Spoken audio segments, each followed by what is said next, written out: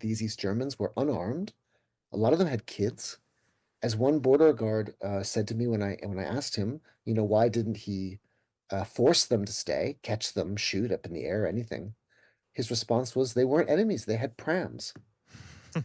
So there was this really beautiful moment where Mm. authority basically took the moral judgment into their own hands, recognized that change was happening, and decided to make this a peaceful And crossing as opposed to what could have been a bloodbath. I wonder how many of you are aware of this piece of history, something which has been called the greatest border breach in Cold War history. In August 1989, a group of Hungarian activists broke into the forbidden militarized zone of the Iron Curtain and held a picnic. And that day, hundreds of people would cross from the communist East to longed for freedom of the West. How significant a moment was this in the timeline at the end of the Cold War and Soviet power and influence in Central Europe? Well, let's ask the book's author, Matthew Longo, academic and award winning author of The Politics of Borders. His new book is called The Picnic: An Escape to Freedom and the Collapse of the Iron Curtain. Matthew Longo, welcome to Times Radio. Thanks for having me. A real pleasure. Look, just set this up a little bit more. The picnic was the idea of Hungarian activists, but there were hundreds of East Germans in attendance at campsites nearby as well who got involved, right? Yeah, precisely. So Miklos Nemeth, who was then the Prime Minister of Hungary, started to already do reforms on the Iron Curtain. And beginning in about May 89, there were rumors spreading around the East, but most notably in East Germany. East Germany was really clamped down. This is the state of the Stasi. I mean, most of your listeners, I think, will be familiar with the kind of strict authority in East Germany. There were all these East Germans that heard that the Iron Curtain was reforming, and they thought maybe this is our chance. Maybe this is the time to make a break for it. And so they already started coming by the hundreds of thousands down into Hungary in summer, in July and August 89, basically waiting to see if anything would happen. And were they there? Were they there legally? Did they had freedom of movement into Hungary, or they just decided to go for it anyway? Yeah, precisely. So that's a slight gray area. They were, of course, allowed to travel within the socialist East. Hungary was a common destination. It's a place renowned for food and wine and good weather, and Lake Balaton, which is like an inland sea. But a lot of these people were already planning to make a break for it, which of course wasn't legal. So the transit into Hungary was legal, but the pretext, of course, wasn't. Mm. And so all these people are in a somewhat gray legal area of being would-be refugees, trying to make it across, but not knowing how. And where does the idea for a picnic come from? So way out in the eastern borderlands, we're talking now close to what is now the Ukrainian border, the Hungary's border with Ukraine, but then was the Soviet Union. There was a gathering of young people who were part of a newly organized political party. This is not a political party in any real sense. They couldn't run for office. This was not a multi-party democracy.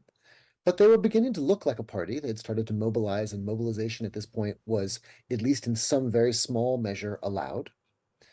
And they started to get together. And so two characters that I follow in the book is really a narrative history, Ferenc Mészáros and Maria Philipp, uh, begin to think about what can we do? What can we do to start to democratize, to usher in a new era from what has been a very, Cold War era, of communist Hungary.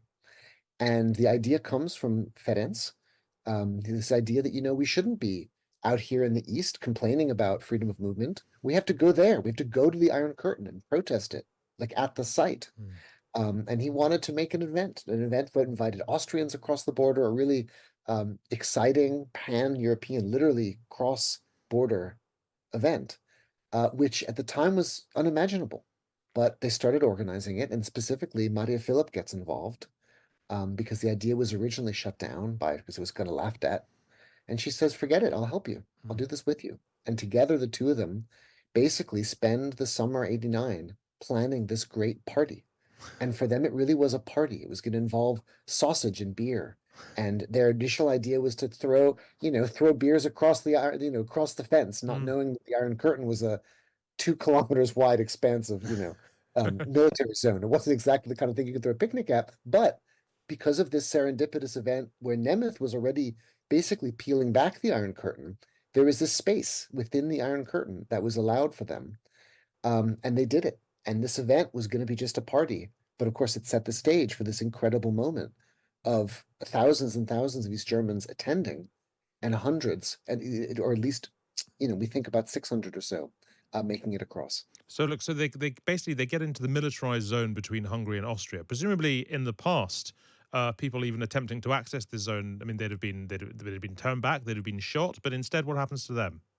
Yeah, so the zone would have been, it's these places are called death strips for a reason. In fact, it used to be, so by 89, it was mostly just electric fencing that was being peeled back, and guard dogs and guards, guns, alarm systems. In the earlier decades, there were also mines. Mm. I mean, it was a horrible, horrible place. But this time around, there was already this idea that Gorbachev was in office. Nemeth had started to make changes. It looked like change was really coming. And in addition to having these would-be refugees euphoric at this possibility, and these Hungarian activists wanting this great party, you also have border guards who are standing the line, who had been the enforcers of the death strip, who are beginning to wonder if that authority is even real, right? If the Mm. state was even a state anymore, if it was in the process itself of collapsing. And they had this incredible moral choice about whether to observe a law they had spent their whole careers observing, or make their own moral judgment about whether or not this was the right thing to do, and realizing that these East Germans were unarmed. A lot of them had kids. As one border guard said to me when I asked him, why didn't he force them to stay, catch them, shoot up in the air, anything? His response was they weren't enemies, they had prams. So there was this really beautiful moment where Mm. authority basically took the moral judgment into their own hands, recognized that change was happening, and decided to make this a peaceful And crossing as opposed to what could have been a bloodbath. and look, this is what 3, 4 months before the Berlin Wall comes down. How much is this? How much can we draw like a direct line between the one and the other? Because obviously these are sort of remarkably similar situations, just on a different scale. Yeah, precisely. And me, a person too young to have experienced it myself, a Westerner, you don't have to take it from me. You can take it from Helmut Kohl, who was sitting chancellor of West Germany at the time and then became the chancellor of reunified Germany a year later. Said it himself. He said the first brick of the Berlin Wall was knocked out in Hungary. Mm. And the line is pretty direct. Within 3 weeks of the picnic, the border was just opened, right? At this point, once you stop enforcing the border, there's no point making a formal rule to enforce it. Already at this point, thousands and thousands of East Germans had made it across, right? Only 600 make it the first day, but actually thousands and thousands make it between August 19 and September 11th, a few weeks later when the border opens. And you have to Mm. understand where East Germany is at Mm. this point. The whole point of the wall was to keep people in. Mm. If they can just leave by another way, what's the point of the wall? Right? So essentially, the wall had already begun falling apart the moment a person crossed into Austria. How much? And then after thousands and thousands, that was that first month. Within 3 months, the wall itself, in a way, even though it would fall November 9, had already lost its authority. Mm. How much do we know about people who crossed that day for the picnic, during the picnic, and didn't come back, and what happened to them afterwards? Yeah, right. So the majority of this work for the book was based on storytelling, right? It's me interviewing people who are now some quite elderly, some late middle aged. These are people that fled usually as let's say 30 somethings, often with small kids in the 80s. So now they're in their 60s, let's say. And this is me telling their stories, and it's not just up through a picnic; it's also in the aftermath, right? So these are people that fled to freedom. It's an incredibly treacherous journey. Obviously, many got caught. Some people were killed. Obviously, no one I spoke with because I'm speaking with them in the present. But the stories vary from the euphoric highs of making it to freedom to incredible, devastating lows, often even being caught and sent back to the Stasi to be imprisoned. But one of the powerful parts of the story is that, even the ones that made it to freedom, these are people who are, in a way, the most beautiful story you could tell, right? Of going from prison to freedom. Uh, Actually, a lot of them moved back east Mm. after the wall came down because what they found in the West wasn't really what they expected, right? That freedom was as complicated as an ideal as I think that we know it is in the West. But in the mythologized version of the East, it was just free. Mm. And in fact, they found places that were, riven with inequality and actually presaged a lot of the problems we see in the contemporary West. And so how what's interesting about the story is hearing that narrative. Sorry.